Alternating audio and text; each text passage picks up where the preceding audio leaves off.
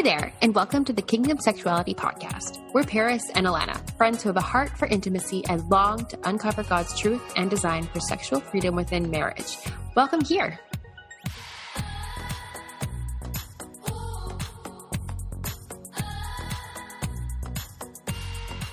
All right, welcome back, everybody, to our Kingdom Sexuality podcast. We are so honored to have you guys tuning in. Today, we have a pretty spectacular guest here, and we're just really honored to bring someone who stands so firm on God's truth and his design for sexuality. And we want to welcome to our show, Sheila Gregoire. Welcome here. Thank you. It's great to be here. We are so excited to have you. So a little bit context here. Sheila, we would love for you just to do a little intro here, and we're going to be talking a little bit more specifics as we get a little bit further on down our conversation. But can you just tell us some stuff about yourself, what has really led you into the ministry that you're in today, some stuff about your books? We just want to hear about you. Okay, well, I started mommy blogging in 2008, so I was, that's when all the mommy blog was the rage, and I was doing parenting and housework and organizing and all that stuff. And the more I talked about sex, the more my traffic grew, and so I began talking about sex more and more. Yeah. In 2012, my first sex book was out, The Good Girl's Guide to Great Sex, and then 31 Days to Great Sex. And I created courses like the orgasm course and the libido course, and I was doing a ton of research. But I found that a lot of women still had very similar issues, and it didn't matter how much good content I put out there, there was still a lot of problems. And what I've realized over the last 3 years is that a lot of those problems come from the fact that we've been taught some really toxic stuff. Absolutely. In the evangelical world. Yeah. And I hadn't known the extent of it for a long time because I hadn't read any other parenting and sex books because I was always afraid of plagiarizing. And so I actually hadn't read what other people were writing. And I'm like, well, I love Jesus. They love Jesus. We must all be saying the same thing. And then one day I actually sat down and I read Love and Respect. It was a Friday in January 2019. And I was just floored because I read, if your husband is typical, he has a need that you don't have, right? So men need sex, women don't. Women don't, exactly. His need is for physical release. Yeah, and it's not even about intimacy. It's just about ejaculation. Yes. Right. And women don't need physical release. There wasn't a single word in that entire chapter on how sex could feel good for women too. It was just, you can't say no or else he'll have an affair. And it was like, oh my goodness. What? It was so just really detrimental. Toxic. Yeah. Well, I know that I listened back to a few of your other interviews that you've just done, and I think one of them was right before The Great Sex Rescue came out. And I know that listening to you describe it, I thought, oh my goodness, because it just brought back this flood of whenever I was newly married and, we had well-meaning people give you these books and they're like, here, this is great information for you. And I sat down and I read these books, and hearing you talk about how horrible that was and how toxic that was at the time. I know me being a young person and very naive and just very much, okay, you are supposed to be this wise person in the church who's supposed to have great information for me, so I'm going to take what you say as truth. And so I read these books that had this toxic just belief system and that they were throwing at us, and I thought, okay, well, that's truth though. And so hearing you say, I read that and it made me sick. And I thought, no, there has to be a better way, a better thing. We need more actual biblical guideline and truth for women put out there. It was wonderful because I know that for me, I was just naive and I was just like, okay, that's true. And so it did. I mean, it takes a lot of undoing then. Oh, yeah.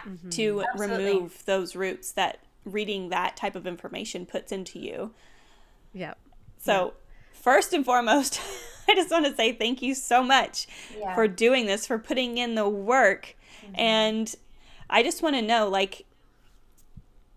in doing this, was there a tipping point? Was there something that happened that made you say, okay, enough's enough? I'm going to put something out there that shines the correct light on this and puts proper information out for these people. Yeah, well, after we read Love and Respect, we did a week on our blog going through the problems with that book. And it wasn't just around sex. It was also the whole concept of unconditional respect and how that actually isn't biblical.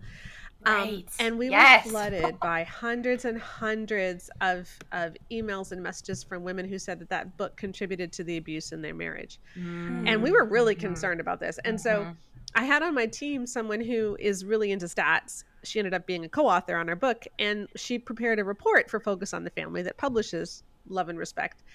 And we sent it in because, like, I had been on Focus on the Family 3 times. Like, I knew them. And I thought, maybe they just don't know this. Like, I was all naive, right? I'm like, oh my gosh, I learned something that they don't know. And so I'll tell them this, and then they'll change. For sure. And so we did this big report on the problems with the book and what all these women had been saying. And they completely ignored us and blew us off. And I'm like, okay, so they can ignore several hundred women, but can they ignore 20,000? And that's when it was actually Joanna, one of my co-authors, had the idea to do this study. And so we surveyed 20,000 women. Because, you know, Jesus said that a bad tree can't bear good fruit. And a good tree can't bear bad fruit. So you're allowed to judge things by their fruit. And that's what we wanted to do. We wanted to say, okay, we're going to survey 20,000 women. We're going to ask them about their marital satisfaction. We're going to get up close and personal and ask them everything about their sexual satisfaction, their sex lives.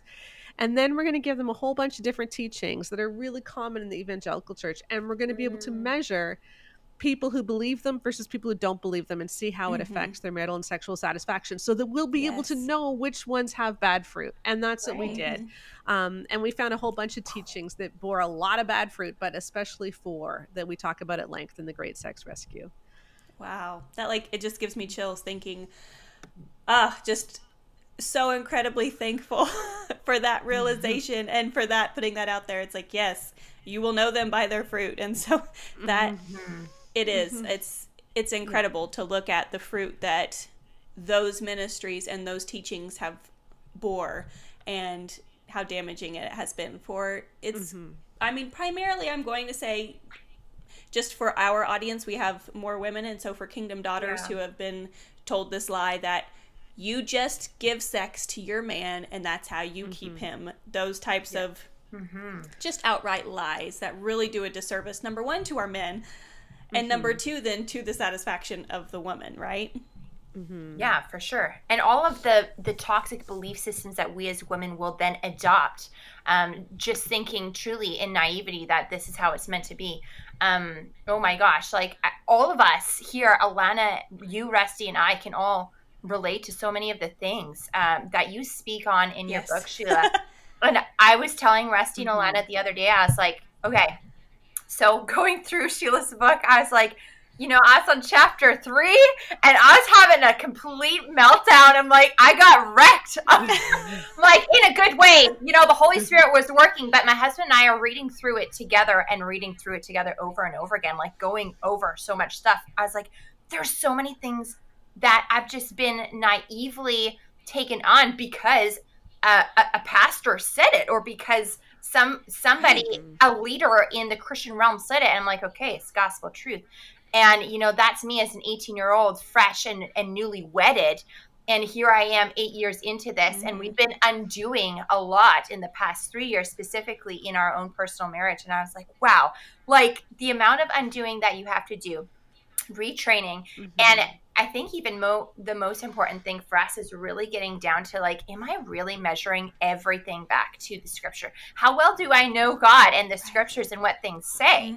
You know, that really challenged me and woke me up 3 years ago. And then reading your book too, Sheila, it's like, wow, this is exactly what it's all about. And I just love that you're taking everything back to facts in the scripture. Yep. And because there really has been a narrative in the church that sex is only for men. And also, like, that it turns sex into an entitlement for men and an obligation for women. Absolutely. And that's so objectifying to women. Yeah, completely. You're not going to want to put yourself out there and to give such a vulnerable part of you if you feel like it could be used against you, or then, well, you weren't measuring up enough, so then I strayed, or then I decided to turn to pornography because, well, my wife wasn't enough as to where I thought she should be, because her job is to just frankly satisfy me.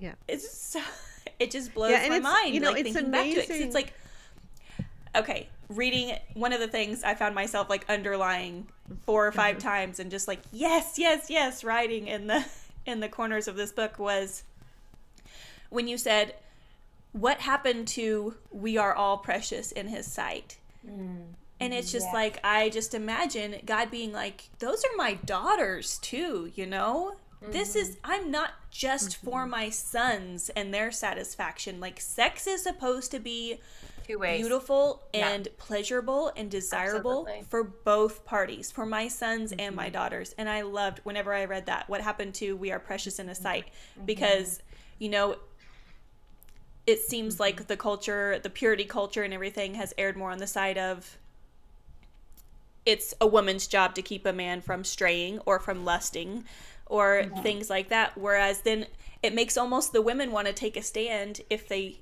don't fall into that trap, than to say, no, like maybe take more of like a feminist standpoint and say, I'm strong, I'm capable, I will not be treated like that. I will not let my husband have any say or be able to make me feel any less than, or even bring up anything. It's going to be my way or the highway.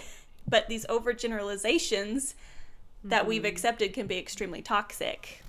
Yeah. And it amazes me too, like how many of these books they talk about a man's need for sex, and they talk about how a man needs to feel like he's a good lover. Like For Women Only says, you know, that you need to give him heart words, adoring words, affirming words. Even if you're not enjoying yourself, you need to make him feel like you really want to be there.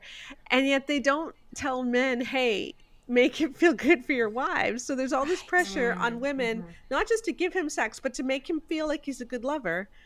And there's not the pressure on men to make their wives actually feel good, like to make sex good. And then so many women get married and sex is terrible and we think we're broken. Yes. Because we don't react to sex the way he does. And there's just there's no emphasis. Like all the pastors tell you need to have sex, and what they mean is have intercourse. Right. Yes. And talk about else. that. Your definition of sex. I love that. So speak to that and tell our listeners the way that you would rather see them see sex as. Yeah, because if I were to ask, like, did you have sex last night? Right, which I'm not asking, you don't have to answer that. But if I were to ask that, what everyone is picturing in their head, what everyone is thinking, okay, she's saying, you know, did he put his penis into her vagina, move around? So, like, they were picturing intercourse, right? Right. And the problem with that is that her experience is completely unnecessary to that definition. She could be lying there making a grocery list in her head. She could be in emotional turmoil. She could even be in physical pain, and it would still count as having sex. Yeah. Because the only thing intercourse tells us is that he ejaculated. That's all. So it doesn't tell us anything about her. So if she feels good, that's a bonus, but it's not necessary to the main event. Absolutely true. And then if that's people's definition of sex, when we hear in church, well, you need to have sex in your marriage, what we hear is he needs to ejaculate, but her experience doesn't matter. So we're told to prioritize his physical release, but nothing else. And it makes us feel like we're like, if we don't want this, because we're always told what a gift sex is. Like, it's like, well, is it? It doesn't sound like a gift. It doesn't sound like a gift. And that's also not the way the Bible talks about sex. Right. Like, that's not even biblical. The very first time sex is mentioned in Genesis 4, Adam knew his wife Eve and they conceived a son. Like, the word there that God is using for sex is this deep knowing, this deep intimacy. It's the same word that David uses in the Psalms when he says, search me and know me, O God. Like, it's this longing to be one. So we know that biblically sex is an intimate experience. It's not just about his ejaculation, right? From Song of Solomon, we see it's pleasurable for both. Yes. She's having just as much fun as he is. In fact, she even says more words than he does. Yeah. In that whole book. You know, and then in 1 Corinthians 7, we see that it's totally mutual. And there's other Yes. things. In the Great Sex Rescue, we have a bunch of other words too, but just for the sake of a podcast, people can remember 3. So there's your 3, okay? Mutual, intimate, pleasurable for both. Love that. That's what Yes. sex is supposed to be. Yeah. It's not merely intercourse. And so if what's happening is you're having one-sided intercourse, but she never feels any pleasure, and then a pastor tells you, but do not deprive, you're not allowed to deprive, she's already being deprived. Right. Those verses don't even apply. Yes. He is malnourished. Yes. Oh goodness, it's so good. It's so true. Okay, can I want to talk on this a little bit more, Sheila. Okay, because obviously there is deprivation going on there in a scenario like that, which you talk about extensively in your book. And then you go on to say that we have an arousal issue, okay? And you talk about the orgasm gap. You talk about the arousal issues. And that's obviously just one part of what could be contributing to it. So can we chat about arousal for a little bit? Can you just explain to us, maybe paraphrase, the extensity of what you talked about in your book and just why this is so important and why it's such a missing piece?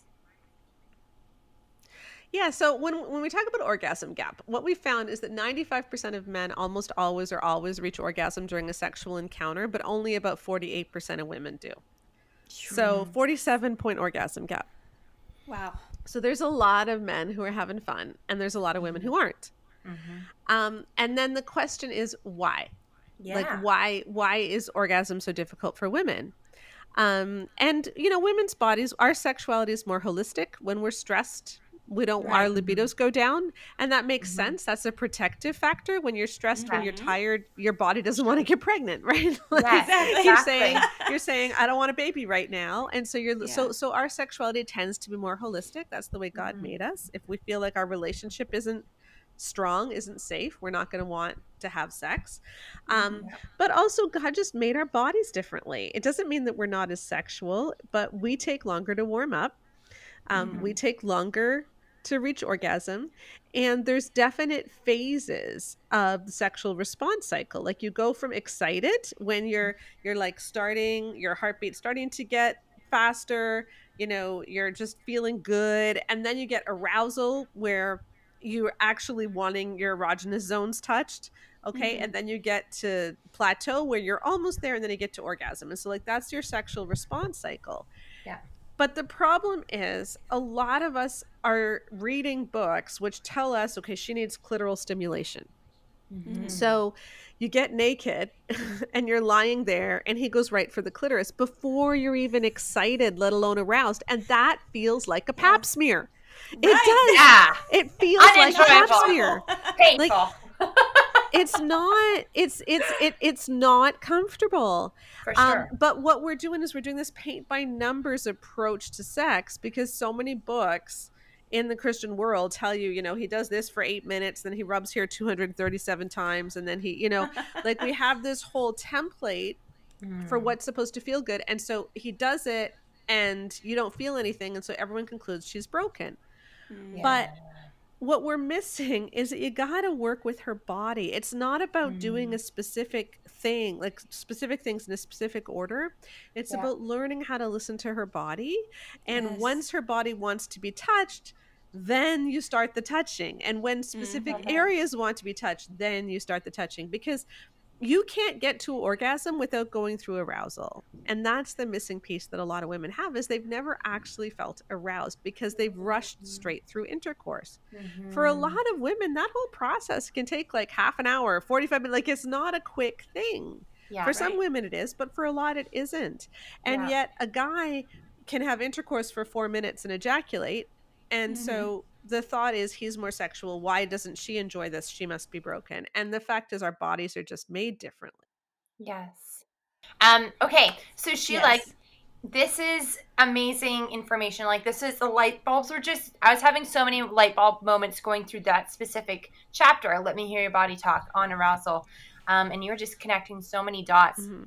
So I want to bring something a little bit more intimate forward with the specific ministry that we're running here. And like Rusti already said, we have predominantly women here. And just speaking on behalf of a lot of the requests that have come up in this community of ours, arousal is definitely a battle for a lot of women. And like you said perfectly, so many of them feel broken, which breaks our hearts. And I too have been there. I mean, I can relate fully with this, being very vulnerable. So, Sheila, if you were sitting down with these women, what would you tell them, to the women who are battling with the absence of arousal? You know, they want to reclaim back their God-given sexuality and embrace that within themselves. What would you say to those people? I just want everyone to know that you're not broken. Like, your vagina's not broken, your clitoris isn't broken. Like, your body does work. It's just that there can be a real mix up between our bodies and our brains. And think about it this way. Your body has a job, okay? And your body's main job is to protect you. Your body goes through life trying to protect you. Like, for instance, Yeah. our skin protects us from the outside elements, right? Yes. Like this is what our body does. And so when our body experiences threats, or when our body feels like something isn't safe, our body is going to go kind of into hyper mode and is not going to let us relax, is not going to let us enjoy things, and is going to try to protect us from the thing that feels threatening. And the problem is that a lot of us have grown up with messages that make sex sound threatening.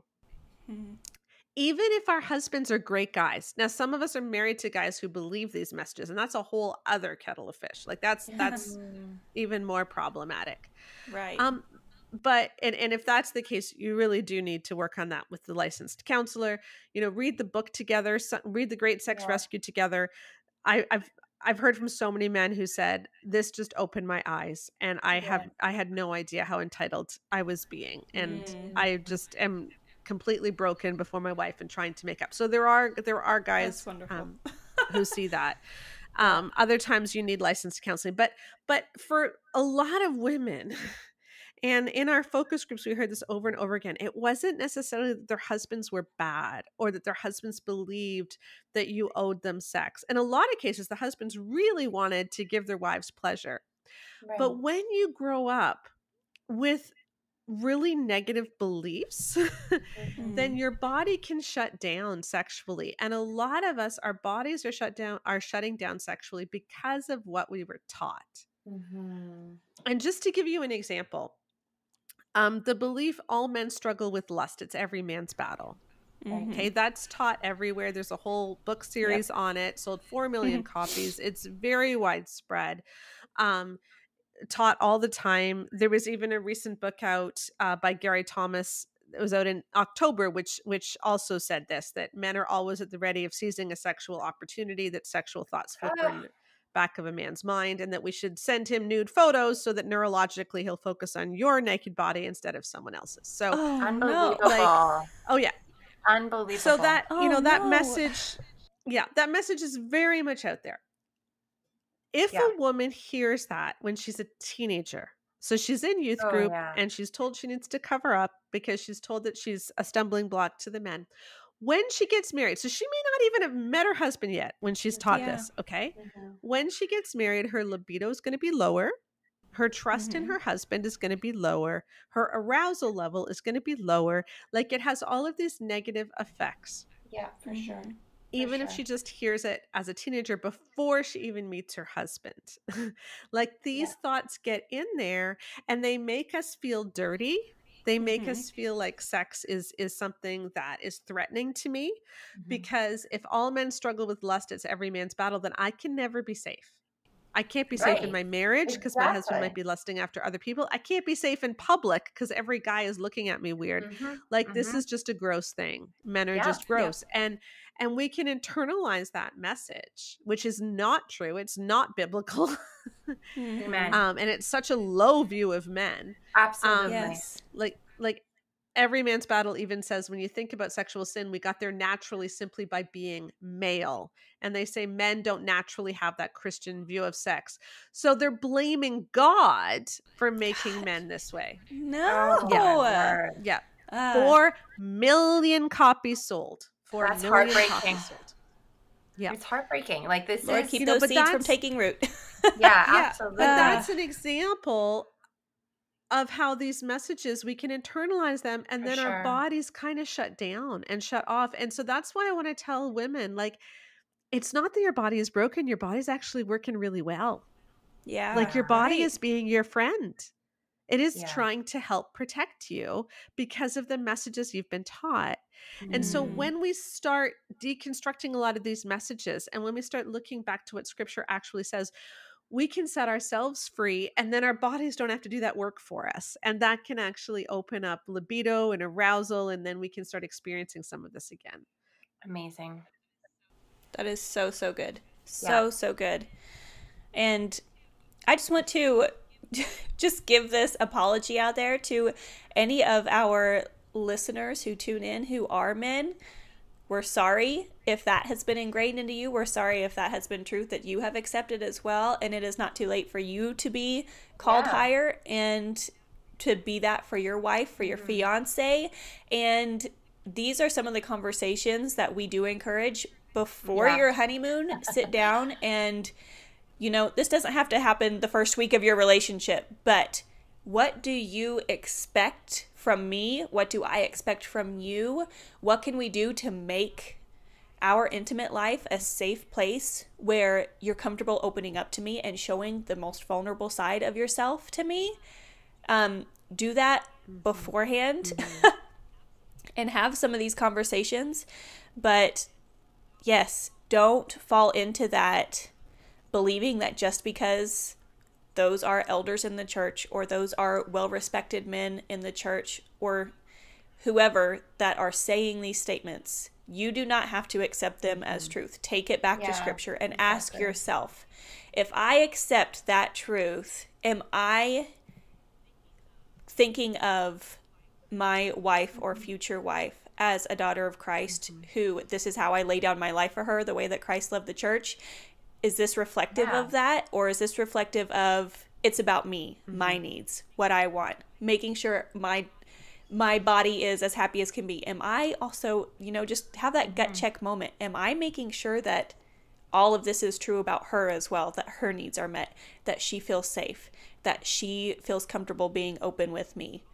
Those are all some really amazing conversations to have beforehand to keep these issues from hopefully even arising. Sheila, you talk quite a bit to that in one of the chapters of your book too, talking about, you know, the kind of lover you are, the kind of mindset that you have. Like, is sex something that is selfish? Is it something that's, you know, you talk about so many things that we can turn our own sexuality into. Could you speak on that a bit too? Like, just realigning it with what scripture says.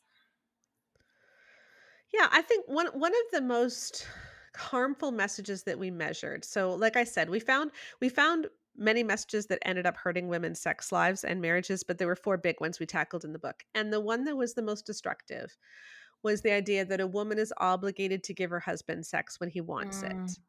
And roughly 39, I think it was 39% of women believed that going into marriage. And if you believe that at the point where you're married, your chance of experiencing primary sexual pain, or vaginismus, which is a sexual dysfunction disorder where the muscles of the vaginal wall contract and become tense so that penetration is painful, if not impossible. Your chance of experiencing that increases to almost the same extent as if you had been abused. Okay, they're almost statistically the same, which means that our bodies are interpreting that obligation sex message as trauma. And our bodies are trying to protect us. Exactly. Okay.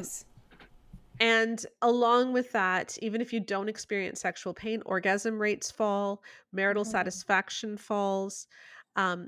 You're far more likely to feel used after sex. So your emotions after sex tend to be more negative rather than blissful or content or close with my spouse. You feel used.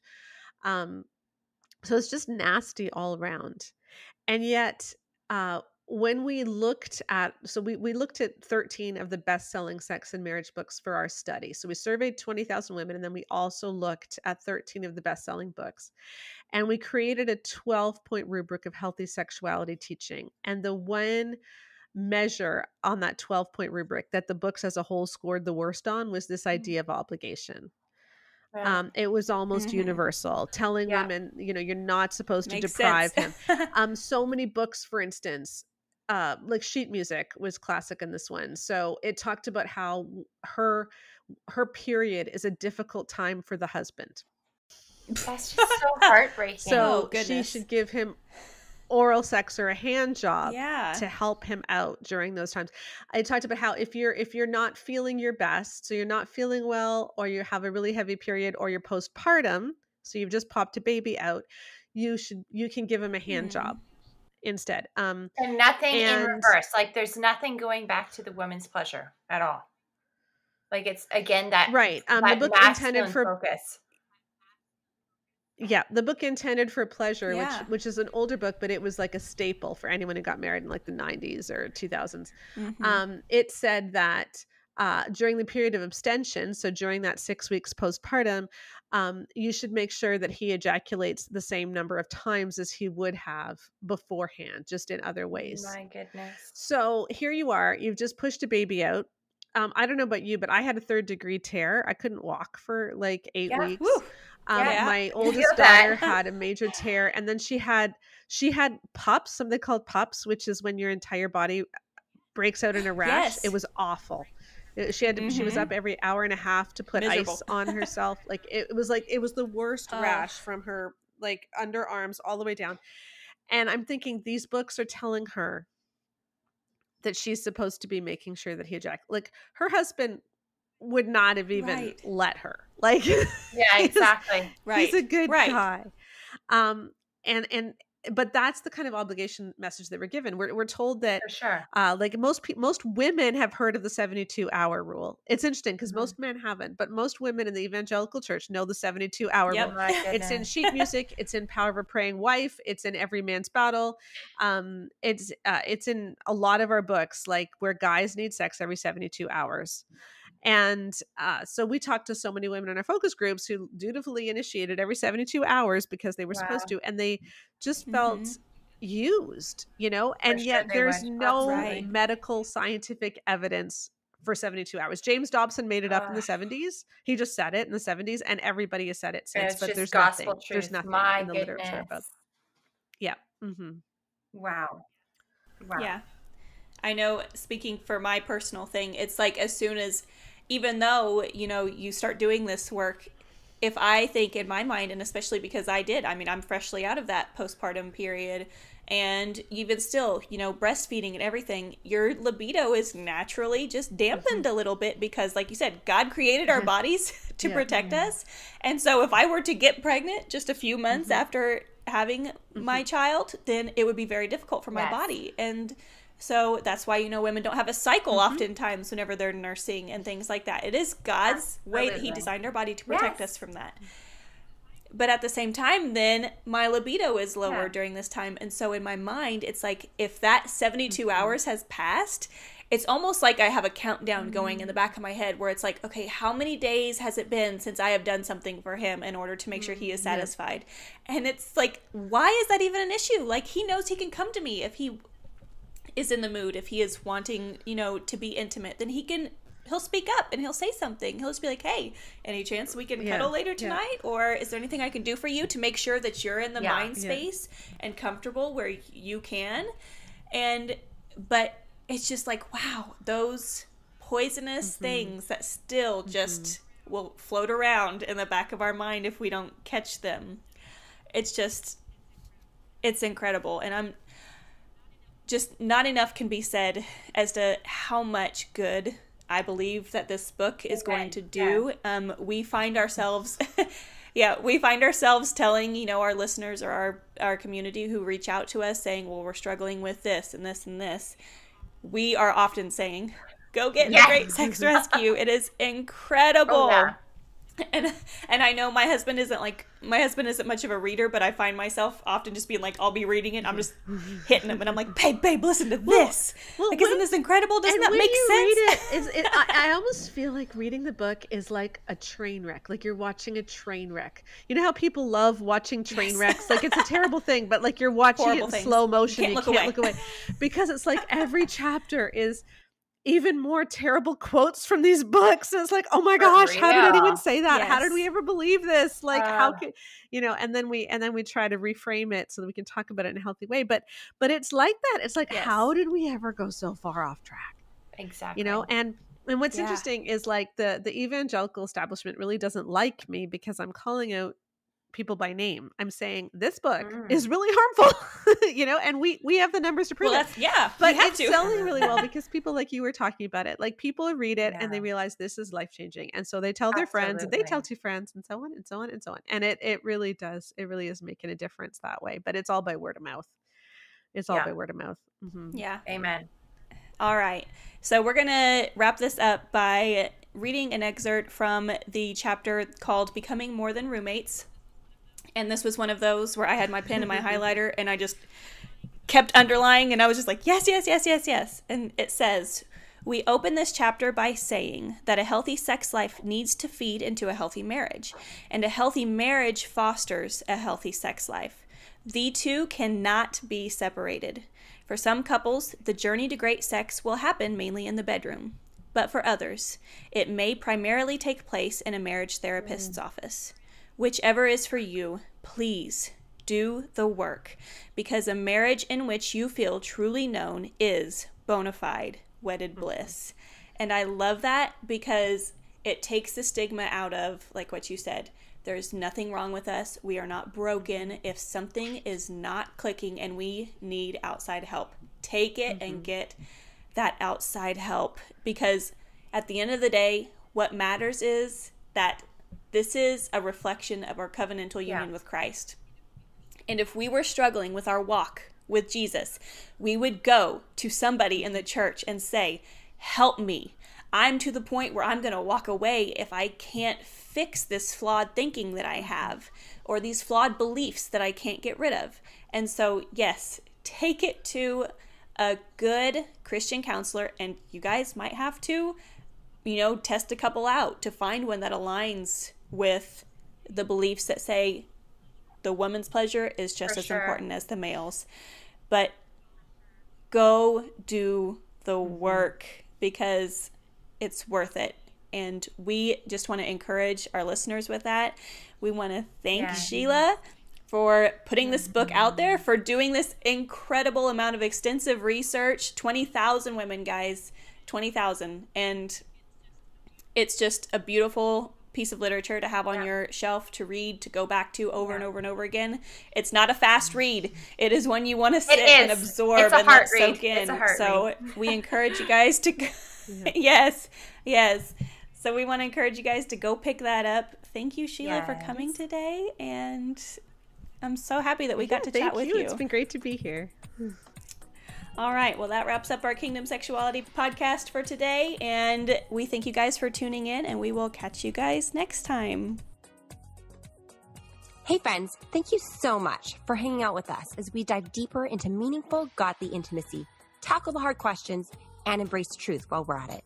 We're also on Instagram at Kingdom Sexuality. You'll find our Instagram handle below in the show notes, where you'll also see any other resource links we may have mentioned in today's episode. As always, our hearts are to cultivate deep community and freedom with you guys, and we cannot wait to continue this journey alongside you. We'll see you in the next episode.